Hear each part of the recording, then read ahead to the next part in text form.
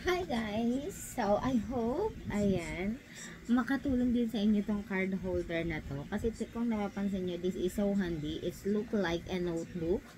Ayan. But this is a card holder. So, ayan, natuwa naman ako sa purchase na to. It's 224 pesos at meron siyang 240 packets. So, this one is a card holder. And nabili ko siya sa National Bookstore. So, syempre, pag sinabing card, puro siya card dito.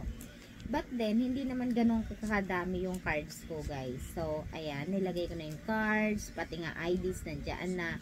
So, ang naisip ko sa kabila, ilagay yung pera.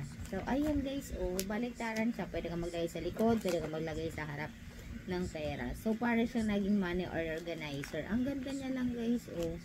Laking tulong, promise. Hindi ka, kumbaga, hindi ka pagkuha mo ng pera magtatalsikan or mahuhulog kasi dito pag kinuha mo to isa lang siya, 'di ba? So hindi din siya possible na mahulog guys kasi ganyan siya. Walang ano siya, kumbaga safe siya. So ayan. National Bookstore guys man nabibili. 240 packets. Ayan no.